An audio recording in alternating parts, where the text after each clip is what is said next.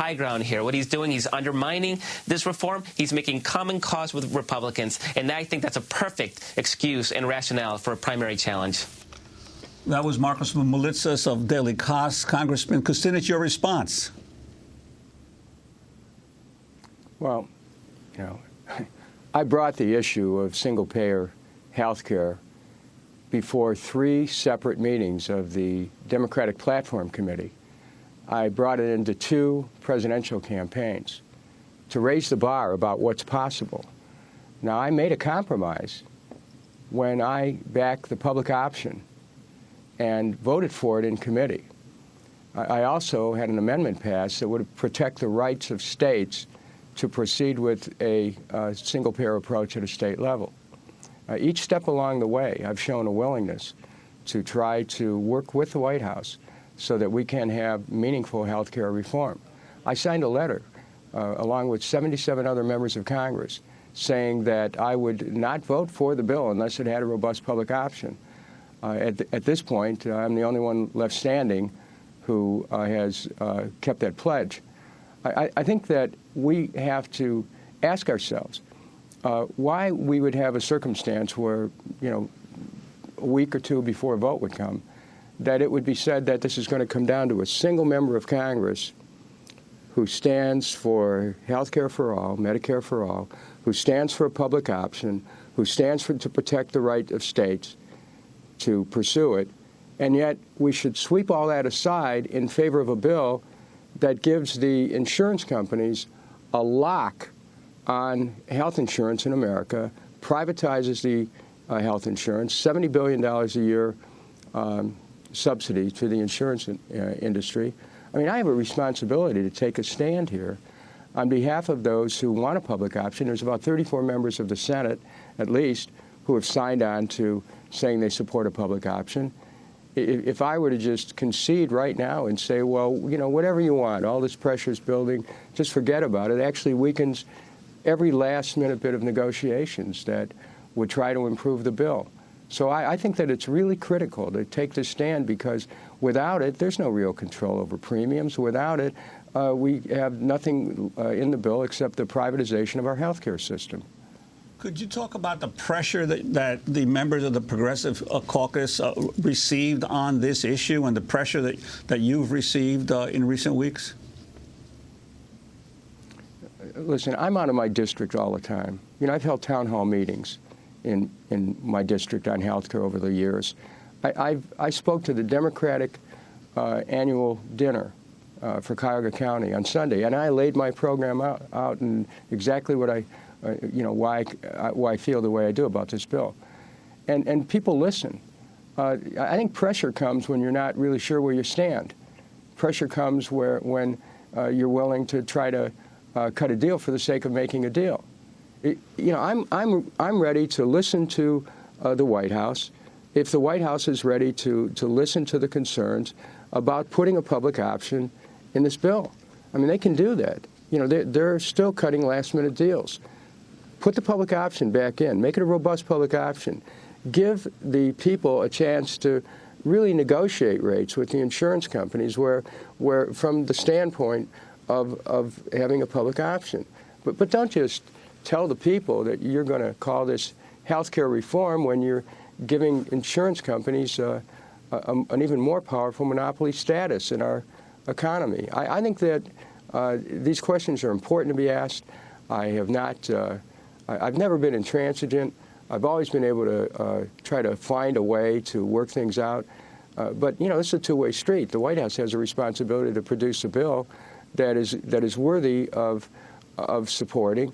And you can't say it's taking a step in the right direction if what you're doing is taking a step towards increasing privatization of the healthcare system. Obama, you know, this is no more.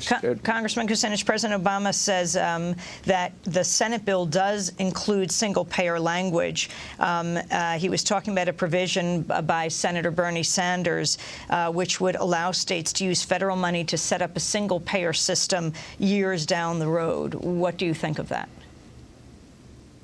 Well, it provides for a waiver. It doesn't grant a waiver, and it takes effect 2017. But by then, we'll already have a system in place that will be very difficult to move out of. And it doesn't cure the attack that insurance companies can make on state plans using the employee, the ERISA Act. And so my amendment that was passed in committee would have protected states from a legal challenge by insurance companies. The Sanders amendment doesn't do that. So you still have the problem that no matter what reforms are enacted, can be knocked out. I mean, I talked to the president personally about this. I met with the president 3 times on this bill. Were you included in any of the summits on health care? Like, were any single-payer? No, I asked to attend. I was not granted that request. But again, you know, I have met many times with the president and with people on his staff. They know what the concerns are that I've expressed, and I'm not doing this on behalf of me. I'm not doing this on behalf of some special interest group, except the special interests of my constituents. Congressman Massa says he was driven out of the House by Rahm Emanuel simply because he wasn't going to support this bill and was a big advocate of single payer. Do you believe that? You know, I'm very sorry for what's happened with Congressman Massa, but I don't know that it has anything to do with this health care bill. Is there anything that would cause you to support the bill at this point? Well, I mean, we don't have the vote yet. The ball's still in play. The White House could decide that in order to pass the bill, they need to put a public option in it, a meaningful public option. That would certainly get my attention. Or they could decide that they also want to protect the right of states to proceed with single payer, and not some place far into the future, but do it now. I mean, you have movements in Pennsylvania and in California, in my own state of Ohio, for states to be able to take responsibility for health care. I mean, create the possibility now. Let the momentum go in many different areas. But to say 2017 at best, and then it's an if-come waiver to not permit the states to have legal protection against challenge by the insurance companies, I mean, it really raises questions as to where we're being taken with this. Remember, Medicare Part D was sold as some kind of a grand reform, turned out to be a huge bailout to the pharmaceutical companies. I'm concerned about whether or not people are really going to get health care from this. You know, just because you have health insurance doesn't mean you get care. I've said it before, I'll say it again. Insurance companies make money not providing health care. When we want a private structure for health care, and we're increasing in that our attention in that direction, we better start thinking about the consequences of what happens when this bill passes, because just having coverage doesn't mean you're going to get care. Congressman, I'd like to ask you about another issue, campaign finance, and the recent dispute between the Supreme Court Justice, Chief Justice John Roberts, and the White House. At this year's State of the Union, President Obama openly criticized the court's decision in the Citizens United case.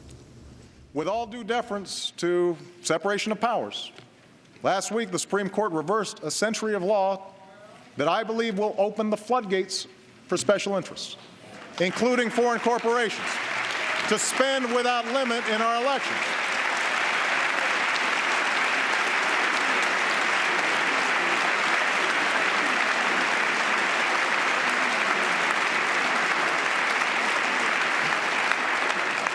I don't think American elections should be bankrolled by America's most powerful interests, or worse, by foreign entities. They should be decided by the American people. And I'd urge Democrats and Republicans to pass a bill that helps correct some of these problems. And earlier this week, Chief Justice John Roberts told law students in Alabama that he found the timing of the president's comments to be very troubling. The image of having the members of one branch of government standing up, literally surrounding the Supreme Court